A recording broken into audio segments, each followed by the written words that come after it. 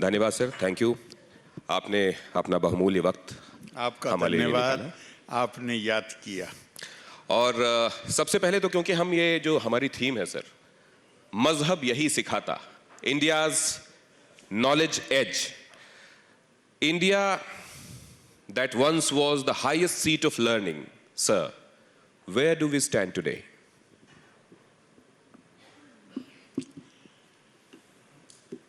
It's an unfortunate situation that a country which was identified as the knowledge destination at a time, Sir. thousands years back, and I would like to make particular reference to the time when the Renaissance in Europe had just started, and the Middle East, particularly with Baghdad as capital, was rife with intellectual activities. In 10th and 11th century, there are right from Tabri, there are 5-6 Arab historians who have produced, each one of them 9-10 volumes of the world history. And the pleasant thing is that each one of them has devoted the first chapter to India. And they have said,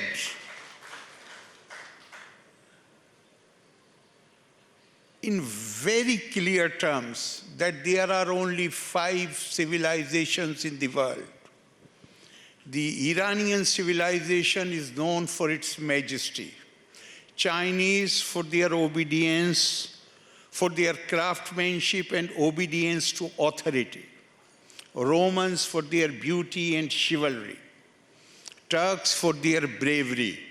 But Indian civilization is the only civilization which is known for promotion of knowledge and wisdom. Great. So now, not just that. This is not something new. In fact, the background which they have, they are Arabs, they are Muslims, they are writing this. Somewhere in the background, they must have had that famous narration which is attributed to the Holy Prophet. I'm so sorry to butt in, sir. It is now, since the message has gone loud and clear for the audience who understand English, अगर हिंदी में भी आप इस बात को दोहरा दें। मैं कह रहा, मेरा निवेदन था कि अभी यूरोप में जब जिसे रिनेसा पुनर्जागरण कहते हैं वो आरंभ हो रहा था, उस वक्त बगदाद अपनी बौद्धिक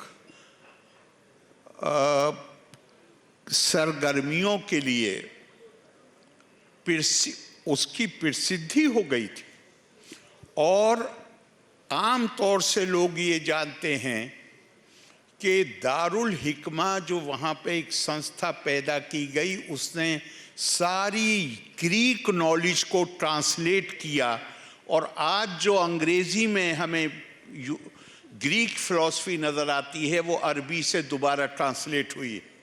लेकिन ज़्यादातर लोग इस बात से परिचित नहीं हैं कि ग्रीक किताबों का अनुवाद बाद को हुआ है, उससे पहले भारतीय संस्कृत की पुस्तकों का अनुवाद अरबी में हुआ है, जिसमें सबसे मुख्य है सूर्य सिद्धांत, जिसको हिंद सिंध के नाम से पब्लिश किया गया। और उसमें ख़ास बात यह है कि लगभग हर इतिहासकार ने ये बात कही है कि दुनिया में 5 सभ्यताएं हैं। ईरानी अपने वैभव के लिए, चीन अपनी कौशल के लिए, रोमन्स अपनी सुंदरता के लिए, तुर्क अपनी बहादुरी के लिए जाने जाते हैं, और भारत की सभ्यता ज्ञान और प्रज्ञा के प्रोत्साहन के लिए जानी जाती है। और जो बात में जहां आपने मुझे कहा कि हिंदी में कहूं, जो मुझे लगता है कि इसके पीछे एक और भी चीज़ थी जो काम कर रही थी, और वो है कि जहां एक हदीस है, हदीस उसको कहते हैं जो होली प्रॉफिट ने अपनी जिंदगी में कहा है। तो उन्होंने, वो कभी भारत नहीं आए, लेकिन उन्होंने मदीने में बैठ के कहा, अजीदू रिहल इल्मी मिन बिलादिल हिंद, मैं भारत की भूमि से ज्ञान की शीतल हवा के झोंके आते हुए महसूस कर रहा हूं। जिसको बात को एक उर्दू के शायर ने कहा, मीरे अरब को आई ठंडी हवा जहां से। तो भारत तो अपनी ज्ञान परंपरा के लिए, अपनी प्रज्ञा के लिए, उसकी यही हमारी रेपुटेशन थी। बल्कि मैं देख रहा था कि हमारी एक पुरानी किताब है शतपथ ब्राह्मण। शतपथ ब्राह्मण मतलब ये बड़ी बहुत महत्वपूर्ण किताब है। उसमें ये लिखा हुआ है कि भारत के जो लोग हैं ये असल में उन लोगों के वंशज हैं जो भरत नाम की अग्नि के उपासक थे। भरतो अग्नि इत्याहु, इसलिए तेज, तेज जो है lustre which comes from knowledge, ज्ञान से जो तेज पैदा होता है वो उनका स्वाभाविक गुण है। तो हमारी ये बदकिस्मती है कि हमारे पतन के काल में हम अपनी इस परंपरा भूल गए। और मैं बहुत दिनों से, बहुत दफा ये प्रश्न मेरे दिमाग में आता था कि अगर हम ज्ञान का केंद्र थे, अगर हमारी प्रज्ञा के लिए हम दुनिया में मशहूर थे, तो इतिहास ने हमारे साथ इतनी क्रूरता क्यों की? और मुझे इसका जवाब नहीं मिलता था। लेकिन स्वामी विवेकानंद जी को अगर आप पढ़िए, और ख़ास तौर से स्वामी रंगनाथानंद जी को, जो बाद में आरके मिशन के मुखिया थे, उन्होंने लिखा है, बल्कि उन्होंने श्रीमद् भागवत से कोट किया है, सरस्वती ज्ञान खल्व यथा सती, हम माँ सरस्वती के उपासक थे, लेकिन अपने पतन के काल में हम सरस्वती के खल्व बन गए। और श्रीमद् भागवत से जो उन्होंने ये कोट किया है, इसका मतलब ही ये है कि कोई भी ज्ञानी पुरुष अगर अपने ज्ञान को छुपा के रखता है और दूसरों के साथ उसकी साझेदारी नहीं करता, तो वो मां सरस्वती का विलेन बन जाता है। हमारी ये सब, लेकिन हमारी ये भी खुशकिस्मती है कि अब से 100-150 साल पहले ये चेतना दोबारा आनी शुरू हुई। हमने अपनी गलतियों को महसूस किया, गलतियां नहीं, भयंकर गलतियां, और हमने उसके बाद एक नया कैंपेन चलाया। और स्वामी विवेकानंद के शब्दों को अगर मैं प्रयोग करूं, उन्होंने कहा, as long as millions live in hunger and ignorance, I hold every Indian, very strong words, I hold every Indian a traitor who, having been educated at their expense, pays no heed to them. जब तक millions, 10 लाखों लोग अशिक्षा और भूख का शिकार हैं, मैं हर उस भारतवासी को, बड़ा सख्त लफ्ज है बोलने में भी, गद्दार, ट्रेटर मानूंगा, जो उनकी,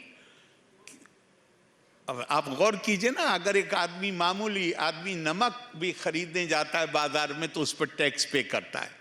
मेरी शिक्षा में सिर्फ मेरे माँ बाप ने जो फीस अदा की है वो नहीं है, उसमें वो इंफ्रास्ट्रक्चर भी शामिल है जिसमें उस आदमी का पैसा दिया हुआ वो भी शामिल है जिससे खुद शिक्षा हासिल करने का मौका नहीं मिला। तो कम से कम मेरी जिम्मेदारी ये है, कम से कम मेरी जिम्मेदारी ये बनती है, स्वामी विवेकानंद के शब्दों में, अगर उसको शिक्षा का मौका नहीं मिला और उस गरीब आदमी के पैसे से मैंने शिक्षा हासिल करी है, जो की है उसमें उसने मदद की है, तो मेरा इतना तो फर्ज बनता ही है कि मैं इसको सुनिश्चित करूं कि उसके बच्चे को कम से कम शिक्षा मिलनी चाहिए। सर, एक बार खड़े होके मैं आपके लिए तालियां बजाना चाहता हूं। सर, आपने जब स्वामी विवेकानंद जी को कोट किया तो यकीन जानिए मेरे रोंगटे खड़े हो रहे थे। बहुत। और जब तक आपने आत्मा की गहराइयों से ये बात नहीं कही होगी तब तक वो मुझ तक ऐसे पहुंची नहीं होगी। और ये कि हम सरस्वती जी के उपासक थे, ये सच है कि हम कहीं बीच में भूल गए। आप जब ये कह रहे हैं सर, तो हमको ये अहद लेनी चाहिए कि कई बार हम लोगों के साथ ये होता है कि कौवा कान लेकर उड़ गया और बगैर हम कानों को हाथ लगाए उस कौवे के पीछे दौड़ जाते हैं। हमारे समाज में यही होता है और इसीलिए भीड़ तंत्र और यही उपद्रव दिखाई देता है। आइए, जब तक गहराई से जांच पड़ताल नहीं करेंगे, जानेंगे नहीं चीजों को, तब तक कदम नहीं बढ़ाएंगे। ये एक अहद लें, तभी सरस्वती जी की सही मायनों में हम साधना कर पाएंगे। सर, अब इस बातचीत को आगे बढ़ाते हुए समझना चाहता हूं, मजहब यही सिखाता, क्या सिखाता है मजहब? देखिए साहब,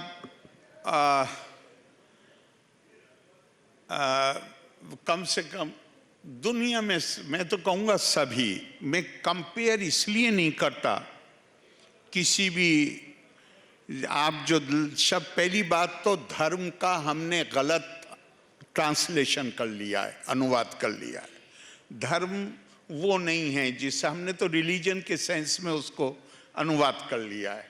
नहीं, धर्म उससे कहीं ज़्यादा व्यापक उसका मतलब है। लेकिन मैं उसी अभिप्राय के साथ इसका प्रयोग करता हूँ। तो धर्म तो हमारी परंपरा तो हमें ये बताती है कि ये तो रियलाइजेशन है, अनुभव है।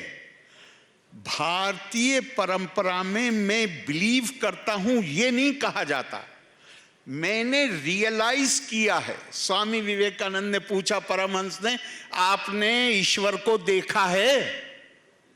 परमहंस ने कहा, जिस तरह तुम्हें देख रहा हूं उससे भी ज्यादा गहनता के साथ देखा है। देखने को, उसकी अनुभूति करने को, एक्सपीरियंस करने को, ये है हमारी परंपरा। और हमारी परंपरा क्या है? फिर मैं स्वामी विवेकानंद के शब्द प्रयोग करता हूं, we travel from lower truth to higher truth. हर दिन हम नई चीजें सीखते हैं। हमें पूरा ज्ञान नहीं होता, संभव नहीं है, तो फिर मैं झगड़ा किस चीज पे करूं जब मुझे मालूम है कि मुझे पूरा ज्ञान नहीं।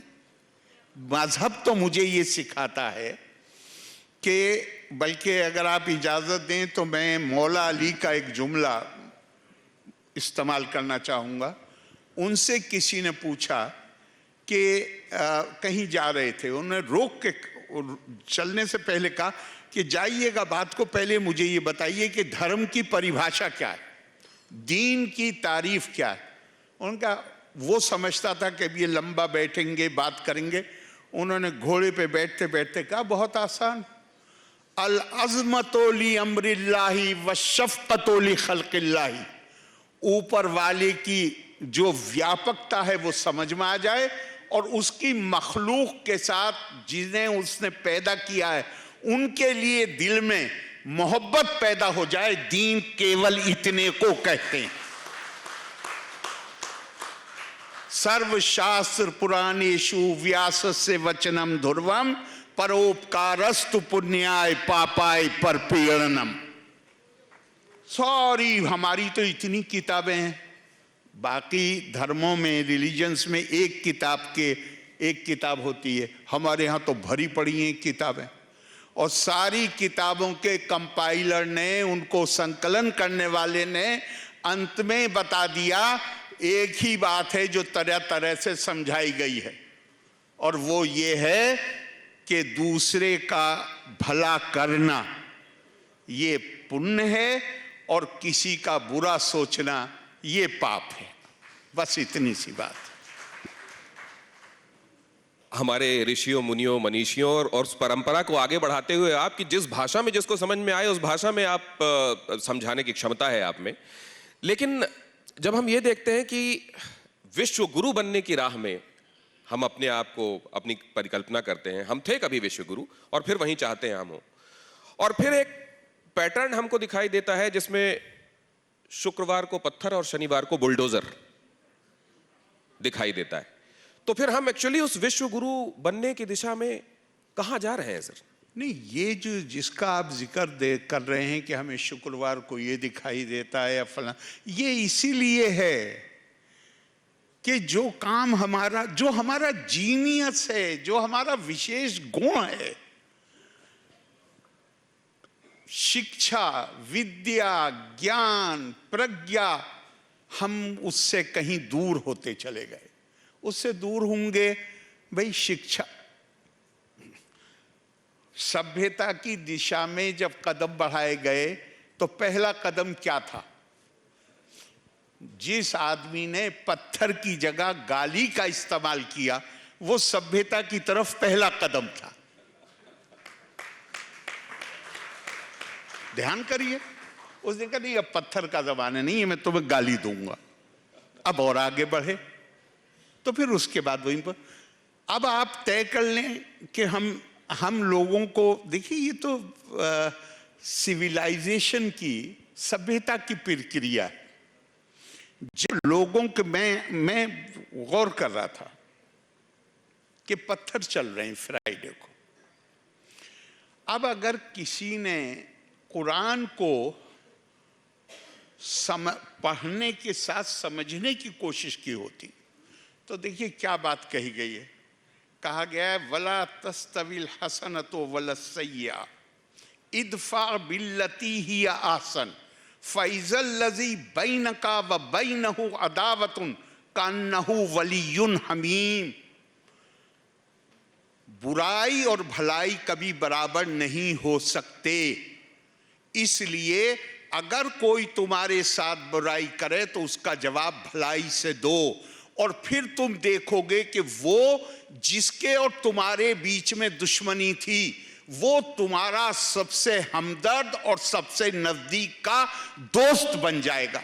मुझे अगर शिकायत भी है, मानिए है मुझे शिकायत, थोड़ी देर पहली बात तो भाई दुनिया में कहीं भी, मैं बहुत बहुत रिस्पेक्ट के साथ कह रहा हूं कि इस्लामी तारीख में दूसरे खलीफा हजरत उमर होली प्रॉफिट को मारने के लिए निकले थे। अगर माफी का खाना नहीं है तो फिर तो आप क्या करेंगे उनके साथ? भाई माफी का खाना तो होगा ना, कोई कार्रवाई हो जाएगी। लेकिन जहां आज हम दुनिया में और खास तौर से मैं भारत में कहता हूं, हमारे यहां रूल ऑफ लॉ, लेकिन जो प्रतिनिधित्व का दावा करते हैं वो कॉल दे रहे हैं कि साहब ऐसे व्यक्ति को चौराहे पे लाके फांसी देनी चाहिए। मतलब हमारे लिए कानून कोई चीज अहमियत नहीं रखता। ऐसे लोगों का क्या जवाब दे सकते हैं आप, मुझे ये बताइए। इसलिए कि उन्होंने ना तो वो कभी ये तकलीफ करते हैं कि किताब को पढ़ें, ना कभी ये तकलीफ करते हैं। हमारे सामने जो मिसाल है वो मिसाल तो ये है कि होली प्रॉफिट के लिए कि वो जिस रास्ते से गुजरते थे, एक बूढ़ी औरत उनसे इतनी नाराज थी कि कूड़ा फेंकती थी। एक दिन कूड़ा नहीं फेंका तो पूछा ये कहाँ है? कहा बीमार है। तो उसको बीमार को देखने गए, उसकी दवाई का इंतजाम किया। तो ये क्या सिर्फ किताबों में लिखने के लिए हैं ये बातें, या इस पर अमल भी करना चाहिए? कहीं तो सोचना पड़ेगा। तो ये शायद इसीलिए है कि हम ठीक से, मैं तो आपको आज मैं एक और बात भी, आपने सवाल पूछा है तो मैं कह रहा हूं आपसे, जहां पे किताबें पढ़ाई जा रही हैं वहां पे वो कानून पढ़ाए जा रहे हैं, वो किताबें पढ़ाई जा रही हैं जो सल्तनत के जमाने में लिखी गई थी। और सल्तनत के जमाने में जो किताबें लिखी गई, मदरसों में कौन सी किताबें पढ़ाई जाती है? कानून कुरान, मतलब वो तो इंसानों के लिखे हुए हैं, उसमें तो यही सारी बातें लिखी हुई। ध्यान रखिए भारत भी सिग्नेटरी है United Nations declaration of human rights. 14 साल की उम्र तक के बच्चे का बुनियादी अधिकार है कि उसको किसी प्रकार की स्पेशल एजुकेशन नहीं दी जा सकती, उसको ब्रॉड बेस्ड एजुकेशन देनी पड़ेगी। हम उसको अनदेखा कर रहे हैं। हम अलाउ करते हैं 5-6 साल की उम्र के बच्चों को लाके उनका इंडोक्ट्रिनेशन होता है। तो जब अगर हम सही शिक्षा नहीं देंगे तो इन सब चीजों के लिए हमें तैयार रहना चाहिए।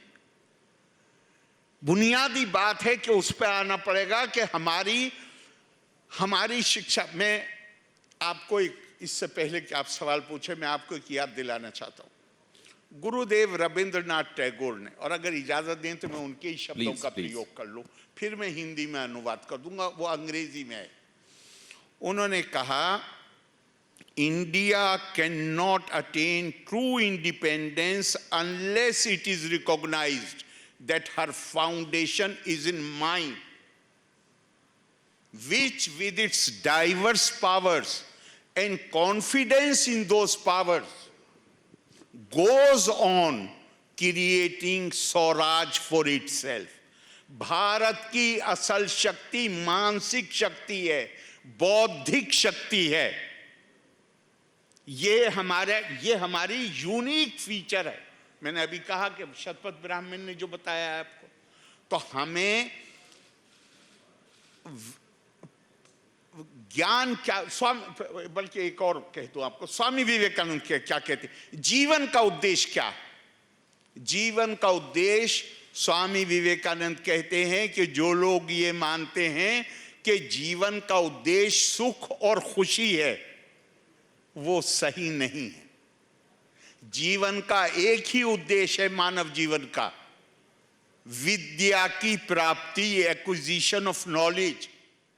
और नॉलेज का क्या, विद्या का, नॉलेज का पर्पस क्या है?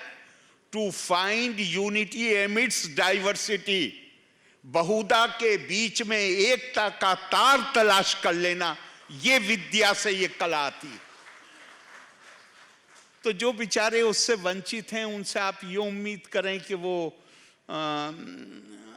दूसरी तरह का बिहेवियर होगा, वो संभव नहीं। विद्या ददाति विनयम विनयादि याति पात्रता। Yes. पात्रत्वात् धनमाप्नोति, धनात् धर्मः ततः सुखम। लेकिन आज Absolutely. गंगा उल्टी बह रही है, वहां रुपयों पैसों से ही बात शुरू होती है। लेकिन आरिफ सर, मैं एक बात नहीं, आपसे समझना चाहता हूं। आप जो बात कहते हैं, ऐसा लगता है हर एक तार आप वो पकड़ रहे हैं जो हर एक लॉजिक वाला इंसान, हर एक रैशनल वाला इंसान जिसमें थोड़ी समझबूझ होगी, वो आपसे सीधे कनेक्ट कर जाएगा। फिर ऐसा क्यों है कि मजहबी तरीके से आप जिस कौम से आते हैं, उस कौम के अंदर आपके जैसे समझ वाले लोग माइनॉरिटी में क्यों नजर आते हैं सर? देखिए, कौम तो है मेरी हिंदुस्तानी,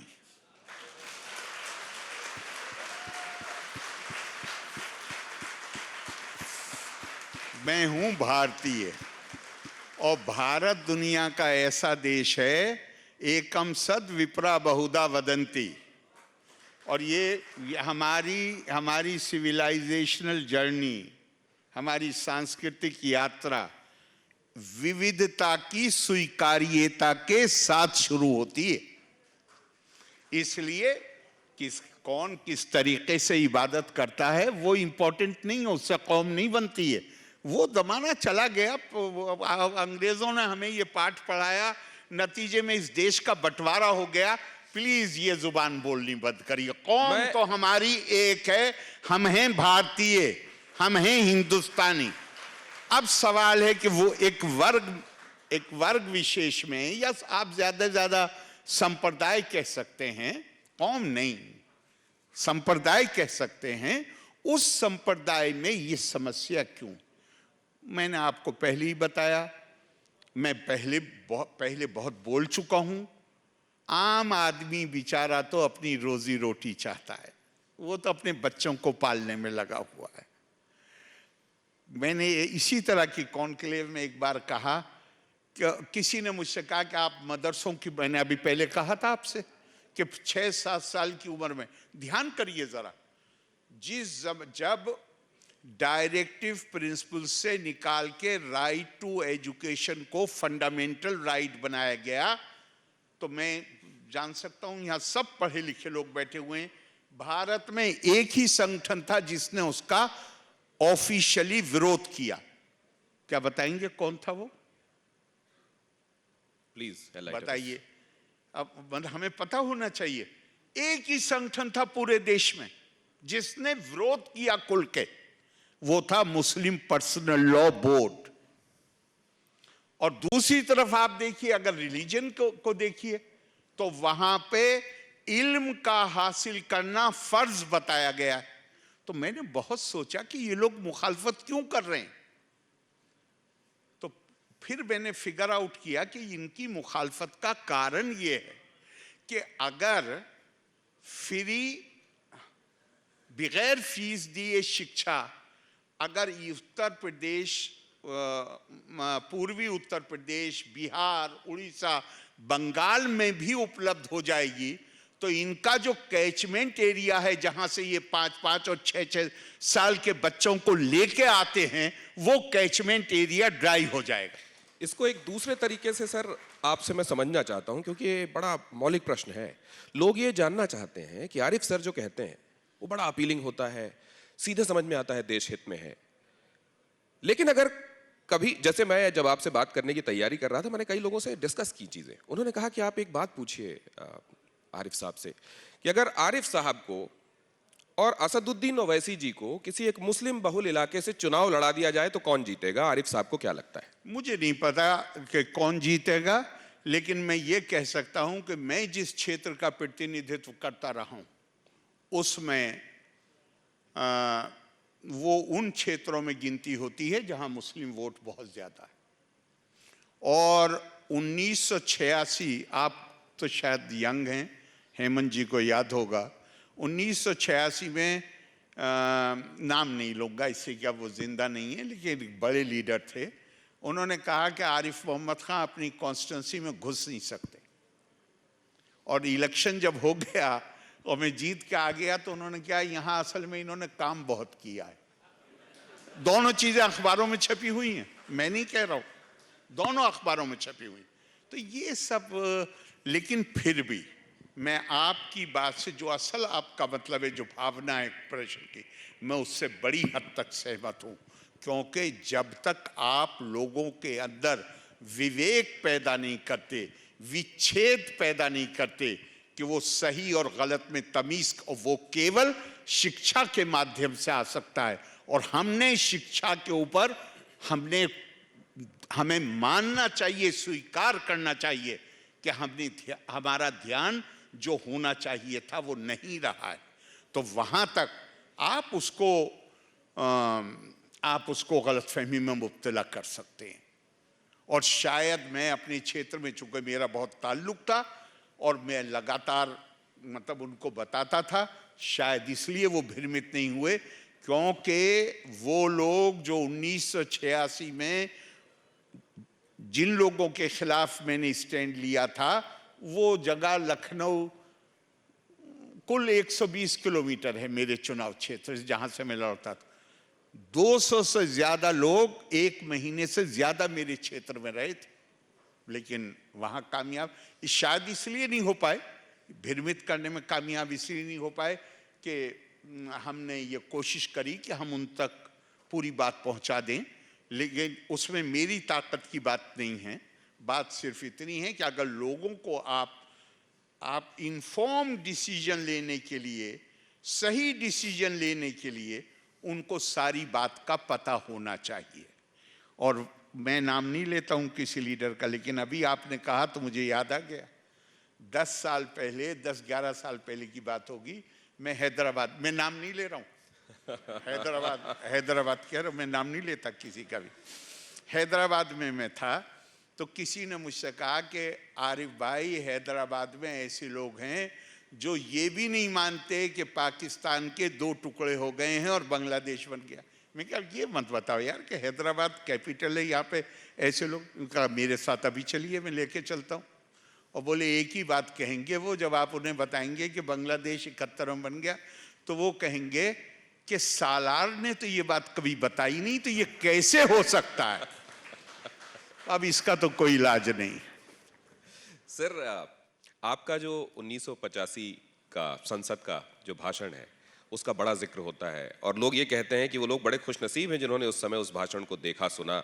और उस समय आपने कुरान को कोट करते हुए बातें लिखी, कुरान, हदीस, सबको कोट जी। और उस बात को जब मैं देखता हूं और फिर देखता हूं कि जिस मुद्दे पर आपने वो बात कही थी, आखिरकार उसका कल्मिनेशन क्या हुआ, तो मैं ये जानना चाहता हूं सर कि क्या कुरान की बातों को भी मानने वाले, उसको खातिर में लाने वाले, उसका एहतराम करने वाले लोग नहीं है क्या? नहीं, वो तो एक सीधा देखिए आप, मैं उतने ज्यादा ये बड़ी सीरियस बात है, मैं पूरी तरह सहमत हूं, मैं अपनी जुबान से नहीं कहना चाहूंगा, लेकिन मैं आपको एक बात कहता हूं, आप इससे अंदाजा लगाइए 1986 में इन लोगों, पर्सनल लॉ बोर्ड का कहना था कि इशू 3 तलाक था, असल इशू सिर्फ शाबानों का मेंटेनेंस नहीं था, इशू था कि 3 तलाक की वजह से ये नौबत आती है कि औरत को अदालत जाना पड़ता है। तो वो कह रहे थे कि ये खुदा का कानून है, और 2017 में जब मामला सुप्रीम कोर्ट में आया तो उसी बोर्ड ने कहा कि ये इनोवेशन है, बिदअत है, हम मानते हैं, लेकिन आप खत्म मत करिए, हम खत्म करेंगे, हम उनका बाइकआउट करेंगे, हम ये करेंगे। तो अगर कोई चीज खुल्लम खुल्ला, जो सुप्रीम कोर्ट ने बात को कहा कि ये जो प्रैक्टिस है ये न केवल संविधान का निषेध करती है, उसका उल्लंघन करती है संविधान के प्रावधानों का, बल्कि ये खुद कुरान के प्रावधानों का उल्लंघन करती है। ये तो बात को सुप्रीम कोर्ट ने कहा, लेकिन उनकी समझ में ये बात 30 साल के बाद आई। तो इसी तरह और बातें भी बहुत हैं जो 30 साल बाद समझ में आएंगी, कोई खास बात नहीं। राज्यपाल महोदय, मैं एक बात आपसे और समझना चाहता हूं कि क्या इस वक्त हम मोदी जी के कलाम से कलाम कर रहे हैं? देखिए, मैं आप सीधे सवाल नहीं पूछ रहे हैं तो मेरी समझ में नहीं आता कि मैं क्या जवाब दूं, लेकिन मैं केरला में जब मुझसे ये सवाल किया जा रहा है तो मैं उनको कह रहा हूं, तो जो मैं वहां कह रहा हूं, चूंकि वहां हिंदी नहीं बोली जाती है, तो मैं उनसे कहता हूं I love Kerala and I love the job that I am doing. बस इतना कह सकता हूं, आगे आप लोग बेहतर जानते होंगे। मैं तो दिल्ली में नहीं रहता, मैं तो बिल्कुल देश का जो सबसे आखिर का राज्य है वहां पर हूं, उससे ज्यादा मुझे कोई जानकारी नहीं। और आखिर के कुछ सेकंडों में सर, एक बहुत महत्वपूर्ण आपसे मैं बात समझना चाहता हूं।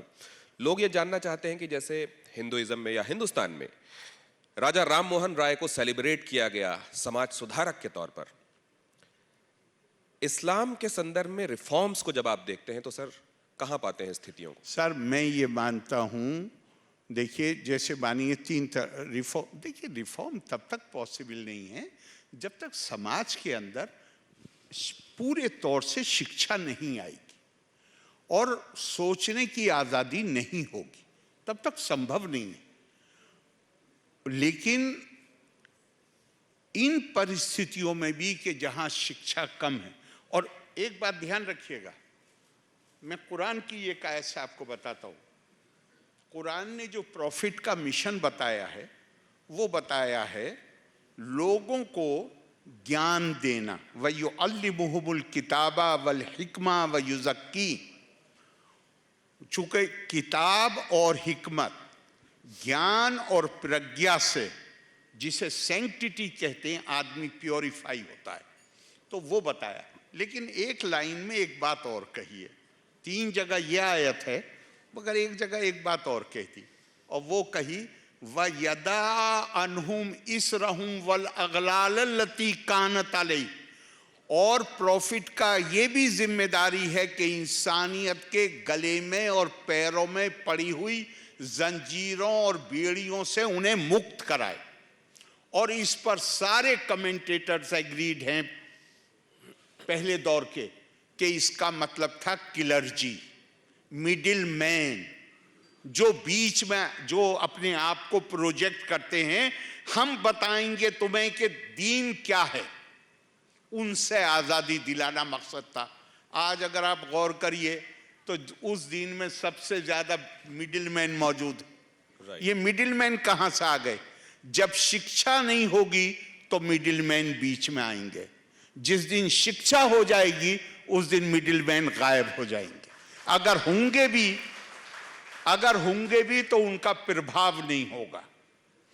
तो ये जब तक आप वो सिचुएशन नहीं आती, मगर एक बात कह दूं मैं आपको, आज तो नया नया मामला है, अभी तो राजनीतिक कारणों से कई लोग जो स्वीकार करेंगे वो भी सार्वजनिक तौर पे मानने को तैयार नहीं होंगे। 3 तलाक का खत्म होना भारत में और सरकार का उस पर कानून लाना,